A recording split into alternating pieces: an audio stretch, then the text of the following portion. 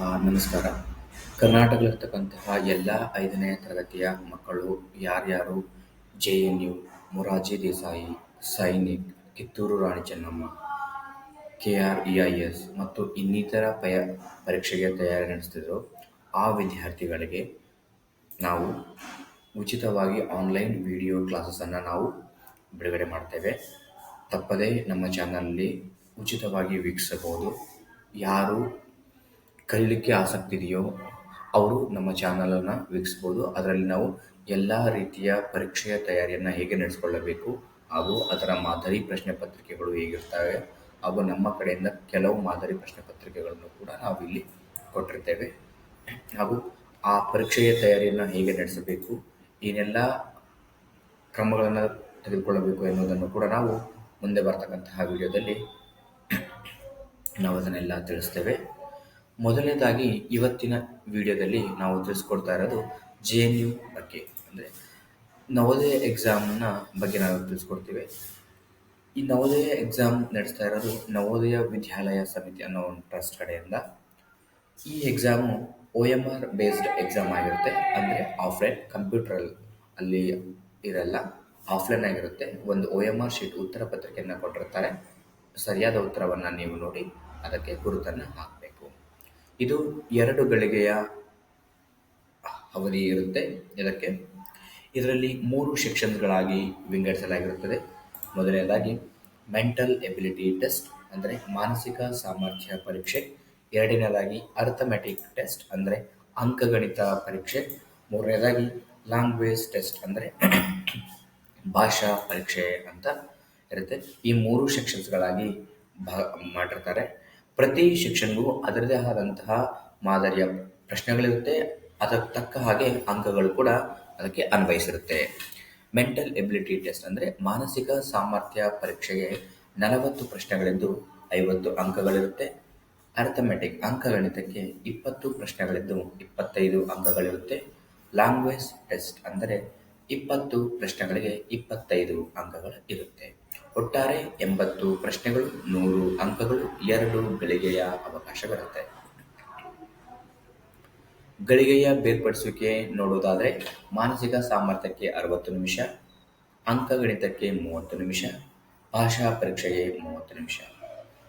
ಯಾರಾದರೂ ಭಾಷಾ ಪರೀಕ್ಷೆಯಲ್ಲಿ ಪರಿಣಿತರಾಗಿದ್ದರೆ, ಅಂದರೆ ಭಾಷೆಯ ಬಗ್ಗೆ ಸಾಮರ್ಥ್ಯವಿದ್ದರೆ, ಅವರು 30 ನಿಮಿಷದ ಕಾಲಾವಕಾಶವನ್ನು ಕೇವಲ 10 ರಿಂದ 15 ನಿಮಿಷದಲ್ಲಿ ಮುಗಿಸಿ ಉಳಿದ ಸಮಯವನ್ನು ಅಂಕಗಣಿತಕ್ಕೋ ಅಥವಾ ಮೆಂಟಲ್ ಎಬಿಲಿಟಿ ಟೆಸ್ಟ್, ಅಂದರೆ ಮಾನಸಿಕ ಸಾಮರ್ಥ್ಯದ ಪ್ರಶ್ನೆಗಳಿಗೆ ಮೀಸಲಿಡಬಹುದು. ಅಥವಾ ಕೆಲವೊಬ್ಬರು ಮಾನಸಿಕ ಸಾಮರ್ಥ್ಯದಲ್ಲಿ ಪರಿಣಿತರಿದ್ದರೆ 40 ಪ್ರಶ್ನೆಗಳಂದರೆ 60 ನಿಮಿಷ ಕಾಲಾವಕಾಶ ತೆಗೆದುಕೊಳ್ಳುವುದನ್ನು ಕೇವಲ 40 ನಿಮಿಷದಲ್ಲಿ ಮುಗಿಸಿದರೆ ಉಳಿದ 20 ನಿಮಿಷಗಳನ್ನು ಅಂಕಗಣಿತಕ್ಕೋ ಅಥವಾ ಭಾಷಾ ಪರೀಕ್ಷೆ ಕೂಡ ಮೀಸಲಿಡಬಹುದು.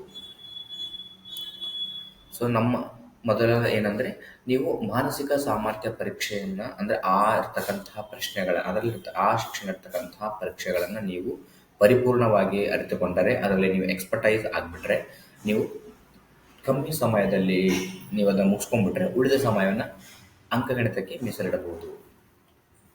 ಭಾಷಾ ಪರೀಕ್ಷೆ ಕೂಡ ಹಾಗೆ, ಯಾಕಂದರೆ ಇದು ನಮ್ಮ ಮಾತೃಭಾಷೆ ಆಗಿರೋದ್ರಿಂದ ಕನ್ನಡ, ನಾವು ಅದರಲ್ಲಿ ಕೂಡ ಪರಿಣಿತರಾಗಿದ್ದರಲ್ಲಿ, ಯಾಕಂದರೆ ಅಲ್ಲೇ ಪ್ಯಾರಾಗ್ರಾಫನ್ನು ಕೊಟ್ಟಿರ್ತಾರೆ, ಪ್ರಶ್ನೆಗಳು ಅಲ್ಲೇ ಇರುತ್ತೆ, ಉತ್ತರಗಳು ಕೂಡ ಅದೇ ಪ್ಯಾರಾಗ್ರಾಫಲ್ಲಿರುತ್ತೆ.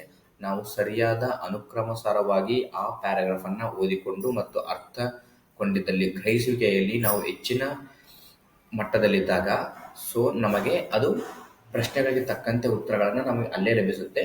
ನಾವು ಆರಾಮ್ಸೆ ಈಸಿಯಾಗಿ ನಾವು ಉತ್ತರಗಳನ್ನು ಹುಡುಕಿ OMR ಶೀಟ್ನಲ್ಲಿ ಮುದ್ರಣೆ ಮಾಡಬಹುದು. ಇನ್ನು ಸೆಕ್ಷನ್ 1, ಈ 3 ಸೆಕ್ಷನ್ ಕೂಡ ಭಾಗಗಳಾಗಿರುತ್ತವೆ. ಅಂದರೆ ಮಾನಸಿಕ ಸಾಮರ್ಥ್ಯ ಪರೀಕ್ಷೆ ಸೆಕ್ಷನ್ 1 ಇದ್ದು ಕೂಡ ಅದರಲ್ಲಿ 40 ಪ್ರಶ್ನೆಗಳಿದ್ದು ಕೂಡ 40 ಪ್ರಶ್ನೆಗಳು ಪ್ರತಿ 4 ಪ್ರಶ್ನೆಗಳಂತೆ 10 ಭಾಗಗಳಾಗಿ ವಿಂಗಡಿಸಲಾಗಿದೆ.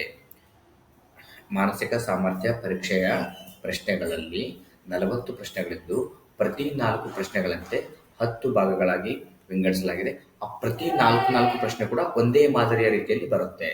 ಅದನ್ನು ನಾನು ಮುಂದಿನ ವಿಡಿಯೋದಲ್ಲಿ ತಿಳಿಸ್ಕೊಡ್ತೀನಿ. ಅಂಕಗಣಿತ ಕೂಡ ಅಷ್ಟೇ, 20 ಪ್ರಶ್ನೆಗಳು ಬೇರೆ ಬೇರೆ ರೀತಿಯಾಗಿದ್ದು ಬೇರೆ ಬೇರೆ ಪ್ರಶ್ನೆಗಳನ್ನು ಹೊಂದಿರುತ್ತದೆ. ಭಾಷಾ ಪರೀಕ್ಷೆಯು ಒಂದೇ ಮಾದರಿಯಲ್ಲಿದ್ದು 4 ಪ್ಯಾರಾಗ್ರಾಫನ್ನು ಹೊಂದಿದ್ದು ಪ್ರತಿ ಪ್ಯಾರಾಗ್ರಾಫಿಗೂ 5 ಪ್ರಶ್ನೆಗಳನ್ನು ಹೊಂದಿದ್ದು 5 ಇಂಟು 4 20 ಪ್ರಶ್ನೆಗಳು, 20 ಅಂಕಗಳು, 25 ಅಂಕಗಳು. ಸೊ ನೀವು ಎಲ್ಲ 20 ಪ್ರಶ್ನೆಗಳಿಗೆ ಸರಿಯಾದ ಉತ್ತರ ನೀಡಿದಲ್ಲಿ 25 ಅಂಕಗಳನ್ನು ಗಳಿಸುತ್ತೀರಾ. ಅದೇ ರೀತಿ ಅಂಕಗಣಿತದಲ್ಲೂ ಕೂಡ ಅಷ್ಟೇ, 20 ಪ್ರಶ್ನೆಗಳಿಗೆ ಸರಿಯಾದ ಉತ್ತರ ನೀಡಿದಲ್ಲಿ 25 ಅಂಕಗಳು. ಇನ್ನು ಮಾನಸಿಕ ಸಾಮರ್ಥ್ಯದಲ್ಲ 40 ಪ್ರಶ್ನೆಗಳಿಗೆ ಉತ್ತರ ನೀಡಿದಲ್ಲಿ 50 ಅಂಕಗಳನ್ನು, ಒಟ್ಟಾರೆ 100 ಅಂಕಗಳಿಗೆ 100 ಅಂಕಗಳನ್ನು ಗಳಿಸಬಹುದು. ಪ್ರಶ್ನೆ ಪತ್ರಿಕೆಯ ಮಾದರಿಯು ಸರಳವಾಗಿದ್ದು, ಸರಳ ರೀತಿಯಲ್ಲಿ ನಿಮಗೆ ನಾವು ನಿಮ್ಮ ಮುಂದೆ ವಿಡಿಯೋಗಳನ್ನು ನಾವು ಹೇಳುತ್ತೇವೆ. ವಿಡಿಯೋಗಳಿರ್ತಕ್ಕಂಥ ನಮ್ಮ ವಿಡಿಯೋದಲ್ಲಿ ನಾವು ಎಲ್ಲ ರೀತಿಯ ಮಾದರಿ ಪ್ರಶ್ನೆ ಪತ್ರಿಕೆಗಳನ್ನು ಬಿಡಿಸಿ ಮತ್ತು ನಮ್ಮ ವತಿಯಿಂದ ಕೂಡ ನಾವು ಕೆಲವು ಮಾದರಿ ಪ್ರಶ್ನೆ ಪತ್ರಿಕೆಗಳನ್ನು ರೆಡಿ ಮಾಡಿ ನಿಮಗೋಸ್ಕರ ನಿಮ್ಮ ಮುಂದೆ ತಂದಿಡ್ತೇವೆ. ನಿಮಗೆ ಈಸಿಯಾಗಿ ಸರಳವಾಗಿ ಅನುಕೂಲವಾಗುವಂತೆ ನಾವು ಮಾಡುತ್ತೇವೆ.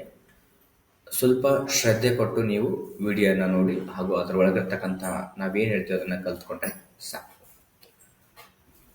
ಇನ್ನು ಇಂಗ್ಲೀಷ್ ಮೀಡಿಯಂನಲ್ಲಿ ಬರ್ತಕ್ಕಂಥ ವಿದ್ಯಾರ್ಥಿಗಳಿಗೂ ಕೂಡ ಅದೇ ರೀತಿಯಾಗಿರುತ್ತೆ.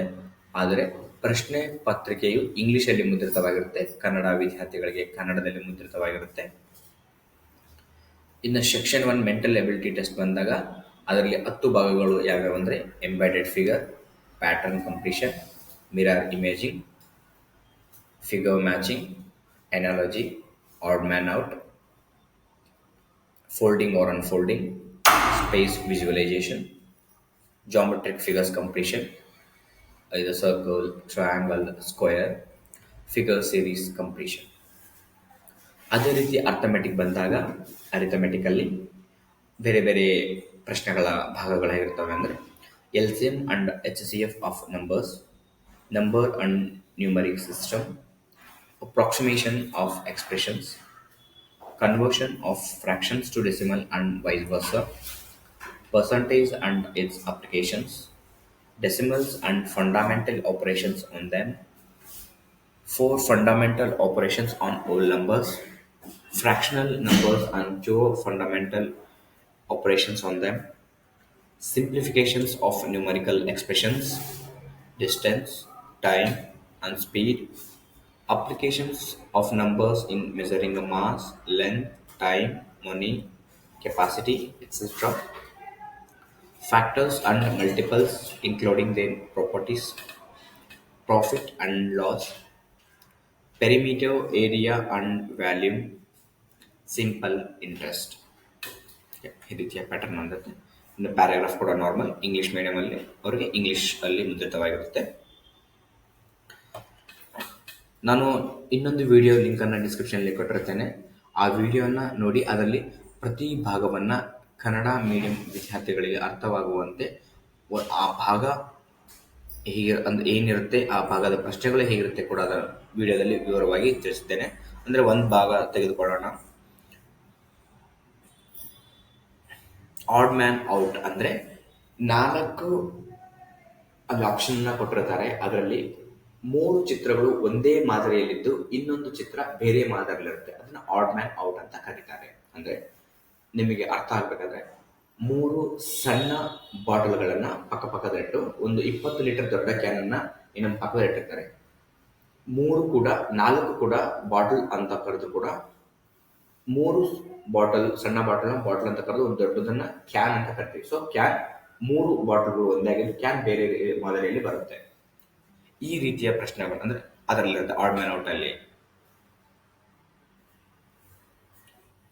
ಆ ಭಾಗಗಳ ಎಲ್ಲ ವಿವರಗಳನ್ನ ನಾನು ವಿಡಿಯೋದಲ್ಲಿ ತಿಳಿಸಿದ್ದೇನೆ. ಆ ವಿಡಿಯೋ ಲಿಂಕ್ ಅನ್ನು ಕೂಡ ನಾನು ಡಿಸ್ಕ್ರಿಪ್ಷನ್ ಅಲ್ಲಿ ಹಾಕ್ತೇನೆ. Thank you.